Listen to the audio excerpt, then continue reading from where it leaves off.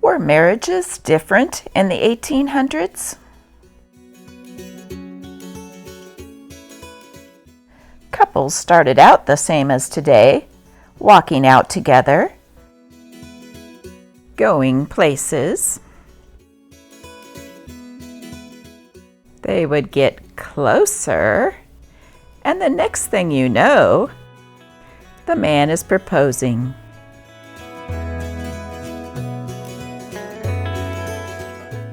Then comes marriage.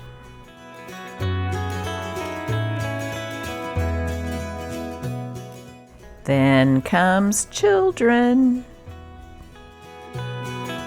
In this newspaper issue of the Morning Oregonian from Portland, Oregon, dated May 24th, 1879, there are quite a few articles about marriages that worked and marriages that didn't.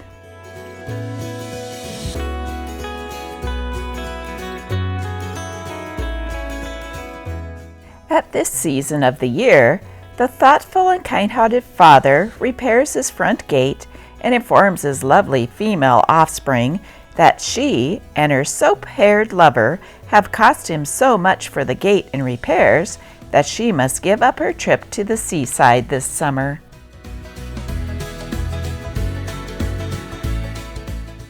Charged with adultery.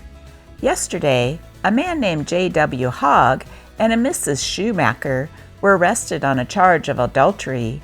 The charge is preferred by the husband, Mr. Schumacher. Both parties are in jail. Today, the examination will take place before Judge Stearns. Philadelphia Chronicle. Wife murder is becoming so common that a woman about to wed should make her husband sign an agreement stating how many years he intends allowing her to live. Married in the City, May 20th, by Reverend Joshua Acton, James Hussey, to Miss May Dobson. A card. To all who are suffering from the errors and indiscretions of youth, nervous weakness, early decay, loss of manhood, etc., I will send a receipt that will cure you free of charge. This great remedy was discovered by a missionary in South America.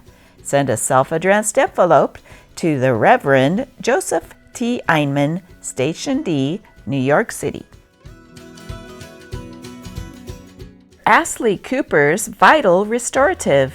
The great English remedy has made more cures of nervous debility, seminal weakness, lost manhood, nocturnal emissions, lassitude, inability for mental labor, despondency, and such diseases. Price, $3 a bottle, 4 times the quantity, $10. A gentleman was disturbed from his rest in the middle of the night by someone knocking on the street door. "Who's there?" he asked. "A friend," was the answer. "What do you want?" "I want to stay here all night." Queer taste. Stay there by all means," was the benevolent reply.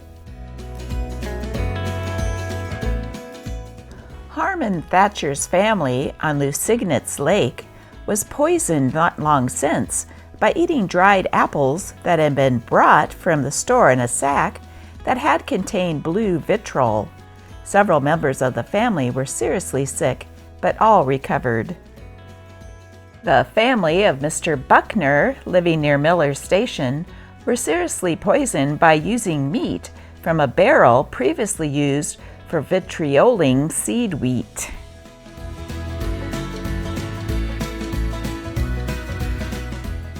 New today. Furnished rooms to let, 1 suite of rooms on first floor and 3 single rooms at 228 3rd Street between Salmon and Main.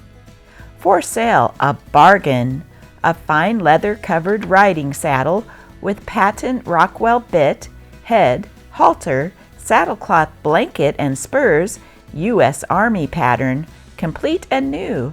Address W, P.O. Box 269, City. Look out! There is no doubt that it is a penitentiary offense to steal and open the letters of others. But when a fellow has relations with another man's wife and addresses letters to her in a name assumed or fabricated for the purpose, and those letters are handed to a person whose real name is the same as that upon the letters, and such letters are opened by such person, there can be no doubt that the fellow who wrote them has only himself to blame. If such fellow will carry on a correspondence of this kind, and no doubt he always will with somebody, it would be well perhaps for him to select a name unlike that of a well-known persons who receive their mail daily through the post office. A horse thief comes to grief. A correspondent writing from Prairie Creek, Union County, sends the following. There was a very stirring little incident occurred here last night. A man by the name of S. Solander came up to Prairie Creek and stole a horse belonging to a man by the name of Robert Kyle and took him down the Wallowa River about 12 miles to a little island and staked the horse, where he was found by a man who had given pursuit. The man remained in the vicinity and watched the horse until about dark. Soon after dark, Solander came and got the horse and started out of the brush with the animal. The man pursued him and, pointing a gun at him, compelled him to halt. He captured the horse thief and, bringing him to this place, delivered him over to the authorities.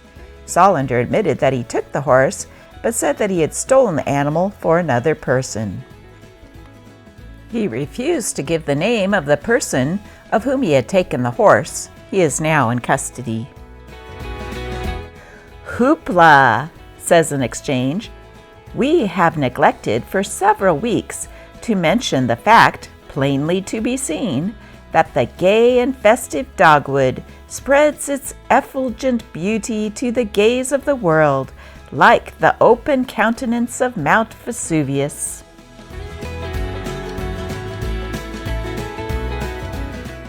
Spring in field and wood.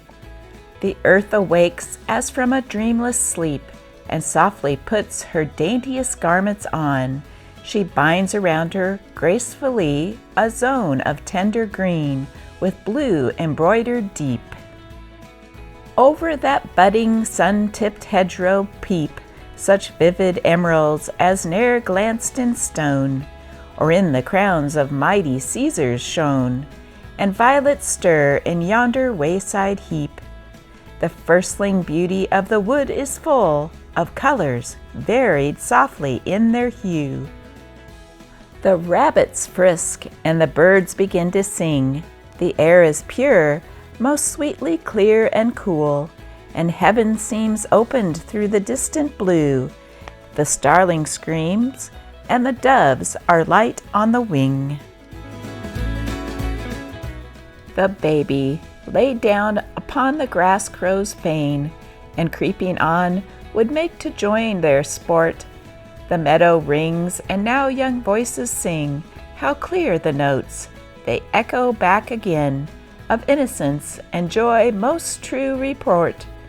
These voices are the voices of the spring.